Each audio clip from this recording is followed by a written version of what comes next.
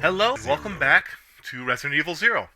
Today would be Thursday, so before we get into anything, I do want to say thank you very much for being here. I really have enjoyed the way people have responded to the first 4 videos. I'm very happy to be continuing this. I would have continued it regardless, but it makes me excited to do this. It makes me excited to share some stupid stuff that I end up looking into for this game series here and there. I am going to change the costumes, and generally I will change the costumes at the start of any playthrough where I have quit the game, basically, to restart later. So, the fact that I wore the same costume for Rebecca and Billy through all the train sections is because I actually did that all in one go. The facility I will not be doing in one go. This is going to be a shorter video. I'm actually going to be just playing this section, and then I'm going to stop for the night kind of deal. And I'm going to probably pick it up again Saturday to take and spend a larger chunk of time playing this game. So we're just going to see these two costumes here. The Umbrella Facilities training t-shirt and Billy's suit for just a short time. Enjoy them. I like this. I actually really like the t-shirt she's wearing in this one. It is actually one of my favorite t-shirts. I'd wear it myself if I had it. Even more so if I look like Billy or Rebecca and, you know, wasn't so round. I think it would look a lot nicer on me. Anyways, before we get into the trivia that I'm going to be talking about, I want to explain any weird jump cuts that may happen. I've tried to splice them together a little bit nicer. But if you see any weird jump cuts or suddenly there's a bunch of stuff here in the foyer, it's because I picked up a bunch of stuff that I had to empty out of my pockets, and I just cut that section of me just dumping stuff out so that you guys didn't have to watch me playing around with my inventory. You will see me pick up everything, so any items that I know of you're going to see be picked up. You might not see them dropped on the floor, but you'll see them picked up. And let's see, is there anything else to talk about before I start throwing trivia down your throats? Come back tomorrow for Diesel-O. Super Sentai Tokyuger toy review for my Mini-Pla. And let's see. Come back Monday for the Build Dio review. Tuesday we'll have some more Resident Evil for you. I'm not sure what trivia I'm going to be looking up just yet. I have an idea of what I will look up, but I'm not sure just yet. And speaking of trivia, the trivia we're going to be looking at today, I wanted to look up some information about the series that spawned Resident Evil. So we'll be not looking up, I already looked it up. You won't be looking up anything. I'll be talking to you about what I looked up and discovered more of based around the game Sweet Home. As I stated in one of my first videos, Resident Evil Zero takes a lot of the cues for some of its more notable features from Sweet Home, like the dropping items to pick them up later, the little bit more difficult gameplay and all that kind of stuff. So I really just want to look at it because I've known a little bit about some of this stuff, but I've never really looked into it on the whole, and I figured it was about time to look into something that the games I really loved are based on. So let's go ahead and get into that now. Let's go ahead and delve into the roots of Resident Evil, and let's talk about Sweet Home. In the corner there, you will be seeing the box for the Sweet Home video game, and it is the same thing that was the movie poster. Movie poster, you say? Yes, movie poster. Why is that? Well, let me tell you some of the stuff that I do know about Sweet Home. Sweet Home was a video game based on a movie that spawned Resident Evil. That's all I knew before I started looking into it more. So three things that are all tied together. So let's begin exploring the training facility and exploring the roots of Resident Evil. Back in 1989, a horror film was released in the Japanese movie theaters. And in case we never really see them again, or you're from the future and you don't know what a movie theater is due to a movie theater was a place to go to watch movies on a large screen with a large group of other people. Anyways. Yeah, 1989. Film was released by the Toho Company Limited. Yes, Toho. The same company that brings you Godzilla. I thought that was really cool. I didn't know that. That was something that I didn't know. Ties into Resident Evil. Godzilla, Resident Evil crossover confirmed, maybe? Come on. No? Okay. Anyways. I'll go. The game and the movie follow the same basic plot premise.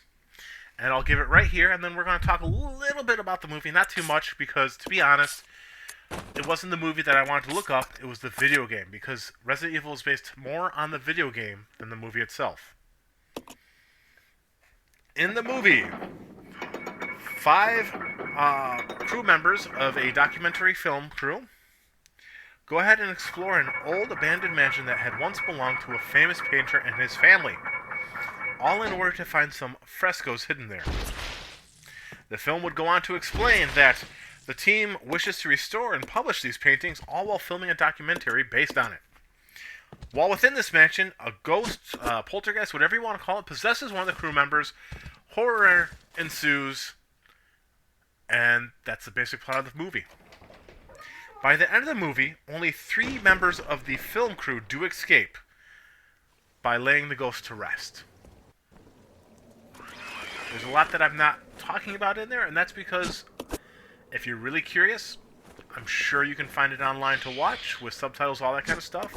And I don't want to spoil a lot of the plot points that I picked up and read about when I was doing my research. It might be a fun little watch for an older horror movie, especially if you like Japanese horror. So with that brief explanation of the film out of the way, and a basic synopsis of the plot being a documentary film crew go to an abandoned mansion that was once owned by a painter to find some hidden paintings, frescoes, whatever you want to call them. Horror ensues. That's the basic premise of the video game as well. Sweet Home, the video game, was a survival horror game released in December of 1989, which was shortly after the film of the same name, of course. And as I stated, it does center around the 5 crew members entering a haunted mansion to find the hidden frescoes. Something that I didn't know until I looked up the information. The director of this video game was the same one who had worked on arcade hits such as Ghosts and Goblins, Commando, and a few others that I thought were notable but I didn't write down. But something else I found notable that he worked on that I didn't know about. Mega Man 2. I'm sure plenty of you know about it, especially if you have played the Mega Man Legacy Collection, or you're as old as dirt like I am. You would know this game. It was an important game back on the Nintendo Entertainment System. It was a fun game. The first Mega Man game I ever beat. Anyways, we're not talking about Mega Man 2. Right now we're talking about Tokuro Fujiwara, who was sometimes known in video game credits as Professor F or Arthur King. And there is a reason for that. Very often, especially in, like, I think Capcom is really known for doing it, you would find that video game producers and directors and a lot of the staff do not have their names credited in older video games. Instead, they are given credits under some pseudonym, or like with Castlevania, they use monster names or names associated with monsters and stuff like that instead of the actual people's names. And there's a reason for that. Okay. It wasn't because they didn't want to give them credit. It was because that was how the Japanese companies protected their employees from being poached. So, protected themselves, but they would say they were protecting their employees from being poached from other companies. Sadly, though, because of this practice of using pseudonyms, there are a few of these classic games that people love that the directors will never receive credit for because no one knows who they actually were. No one knows who actually worked on these games for the most part. There's some thought for some of them, but some of your favorite games, you may never know who actually worked on them. I understand why they did it, but I always thought it was kind of a, shit move on the company's part to deny these people credit for these games that have influenced and changed how many of us older gamers, or even just video game companies themselves, have viewed video games going forward in their lives. Sweet Home was released on the Famicom system, or the family computer. In the US, we would call the Famicom the Nintendo Entertainment System, or the NES. Now, there are differences in equipment and hardware between the NES and the Famicom. We're not going to get into it too much here, but where the NES used cartridges, I believe the Famicom used floppy disks for much of its life. So, some differences, and that's why if I mention the system, I'll just be mentioning it as the Famicom and not the NES unless it pertains to the NES itself due to the system differences. Such as this. The reason why we, as a Western audience, did not receive Sweet Home for our NES system is considered to be twofold. It's not completely sure if this is the reason, but this is the reasons why a lot of people think this game was never released in the U.S. or other Western countries like Europe. And that is due to the gruesome imagery and also possibly the low demand for RPG titles in Western countries at that time. Now, if you're really curious, I'm sure you can find something that was released back in 2000.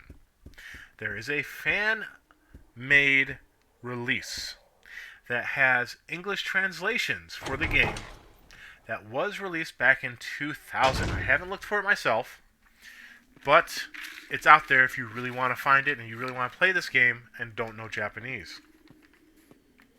So there you go. In Japan, when this game was released, though, it did receive many favorable reviews. And, people did enjoy it. I'm not surprised. A lot of the things that we enjoy about Resident Evil were present in this game. And I can see why Resident Evil started off as a Sweet Home rebirth, basically. So let's talk a little bit about the plot for this game. Plot-wise, this game featured some liberties and expansion of the film's narrative, as the team of 5 split up to find a way out of the collapsing and haunted mansion. The gameplay features some of the staples we have come to see in later survival horror titles. There's an emphasis on puzzle solving and acquiring items that allow you to get further in the mansion or require backtracking to use.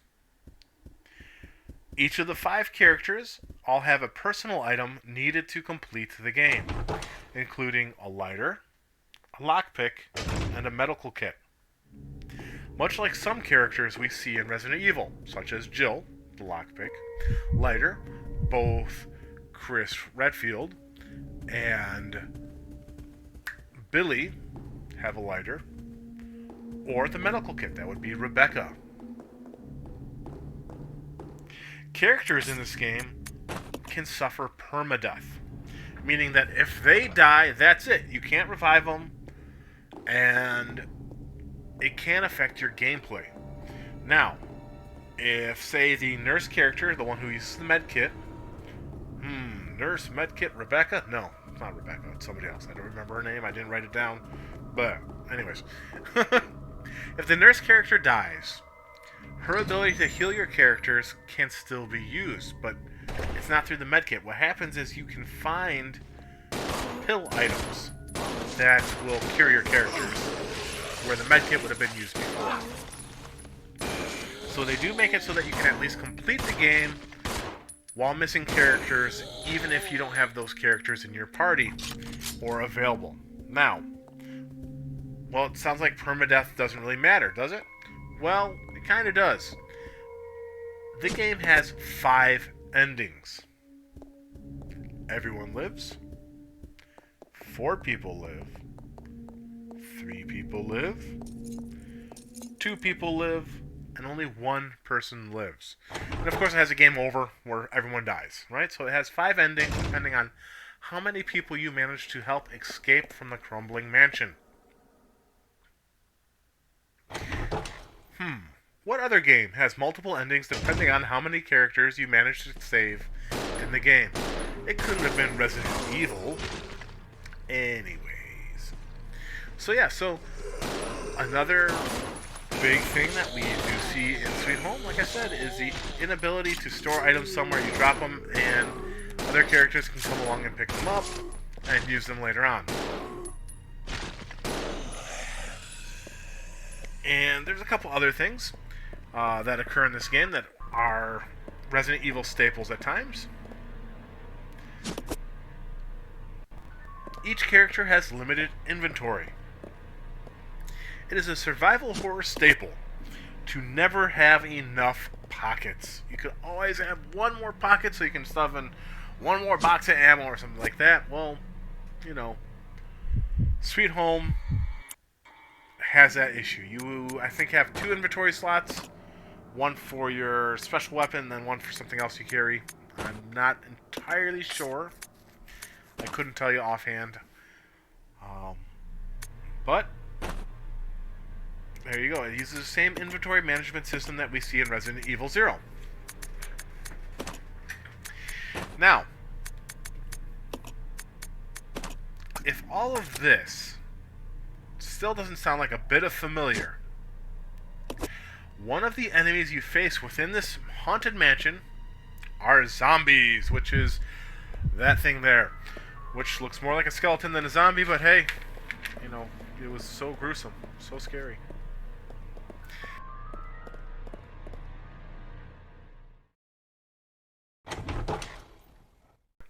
I can understand why people might have thought something like that would have been entirely too gruesome and scary for younger audiences. So yeah, a lot of our familiar gameplay elements we are used to in Resident Evil are taken directly from the game that spawned it. I would love to see an official release in the Western audience for